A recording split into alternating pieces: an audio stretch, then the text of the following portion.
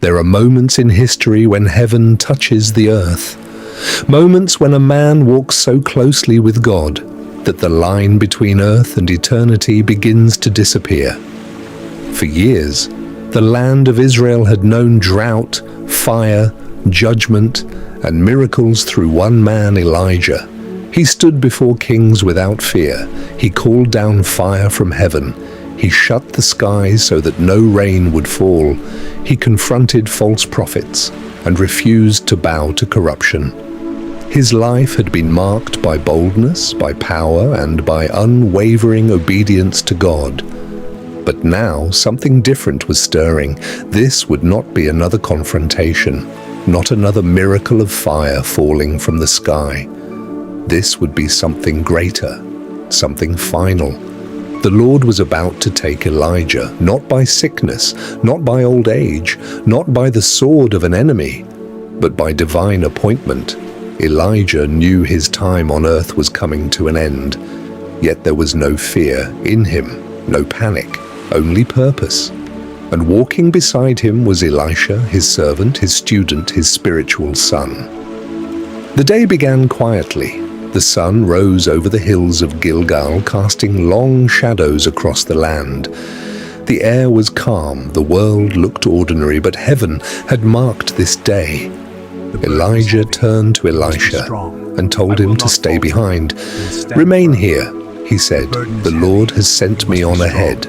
But Elisha refused to leave him. He had left everything to follow this prophet. He had served faithfully.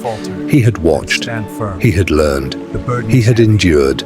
And he would not abandon his master now. "As surely as the Lord lives, and as you live, I will not leave you." So they walked on together. They came to Bethel, and the sons of the prophets approached Elisha quietly. They already knew what was about to happen. "Do you know that today your master will be taken from you?"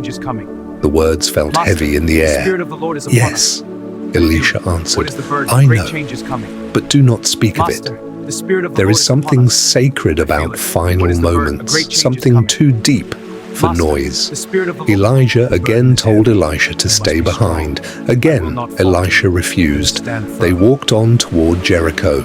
The same question came from another group of prophets, the same heavy truth, the same quiet acknowledgement. Elijah tested Elisha once more. "Stay here," he said again, "for the Lord has sent me to the Jordan." But Elisha's loyalty did not waver. "As surely as the Lord lives, and as you live, I will not leave you."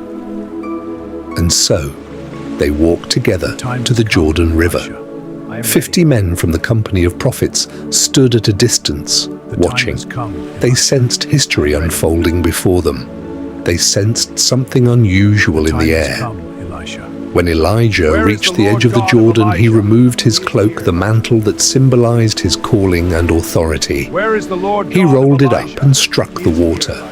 Immediately, the river divided to the right and to the left. The two men crossed over on dry ground. The wilderness beyond the Jordan felt quiet, still, holy. On the other side, Elijah turned to Elisha and spoke gently. "Tell me, what can I do for you before I'm taken from you?" Elisha did not hesitate. "Let me inherit a double portion of your spirit." He was not asking for twice the power. He was asking for the inheritance of a firstborn son, the right to carry the prophetic legacy forward. Elijah looked at him carefully. "You have asked a difficult thing. Yet if you see me when I am taken from you, it will be yours. Otherwise, it will not." The condition was clear. If Elisha looked away, if fear or distraction broke his focus, he would lose the inheritance. So Elisha fixed his eyes on Elijah. They continued walking and talking. Then suddenly, everything changed. The wind began to roar. The sky darkened. The atmosphere trembled. It was as if the fabric of earth was being pulled open. A whirlwind descended, and within the storm appeared a chariot of fire and horses of fire. It was not destruction. It was not judgment, it was glory. The fiery chariot came between Elijah and Elisha, separating them. The whirlwind lifted Elijah from the ground. Higher and higher he rose, into the storm, into the fire, into heaven. Elisha watched. He did not look away. He saw his master ascending into glory until he disappeared from sight. My father, he cried, the chariots of Israel and its horsemen. He tore his clothes in grief, not because Elijah had died, but because something sacred had ended. The sky grew quiet again, the storm vanished, the wind settled, and there on the ground lay Elijah's cloak. The mantle had fallen. Heaven had taken the prophet, but it had left the calling. Elisha walked forward slowly and picked up the cloak. It felt heavy in his hands, heavy with responsibility, heavy with expectation. He turned and walked back toward the Jordan River. The 50 prophets were still watching from a distance. Was it over? Was the power gone? Elisha stood at the water's edge. He struck the river with the cloak. Where now is the Lord, the God of Elijah? The waters parted. Just as before, the spirit that had rested on Elijah now rested on Elisha. The legacy had transferred. The fire had not gone out. It had multiplied. When the sons of the prophets saw this, they bowed before him and said, "The spirit of Elijah is resting on Elisha." Elijah had not tasted death.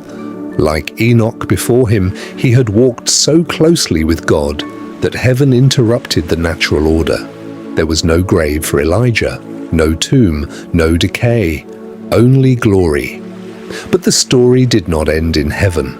It continued on earth. Because God's power is never limited to one person. The prophet may depart, but the presence remains. The servant may be taken, but the spirit continues. Elijah's ministry had been marked by fire and confrontation. Elisha's would be marked by restoration and healing. Elijah called down fire from heaven. Elisha would multiply oil for widows. Elijah raised a child from death. Elisha would perform even more miracles. The double portion had been granted, not to compete, but to continue. Somewhere beyond human sight, Elijah stood in eternal glory, and on earth, Elisha stood alone. Yet not alone, because the same God who sent the fire remained. And in our next chapter, we will witness what that double portion truly meant. We will see miracles unfold, waters healed, provision multiplied, lives restored. The mantle has fallen. The journey continues. If this story moved you, if you felt the power of heaven touching earth, make sure you subscribe to Kingdom Chronicles Studio and turn on notifications so you never miss the next chapter. Because the story of Elijah may have ended in fire, but the story of Elisha is just beginning. And the fire is not finished yet.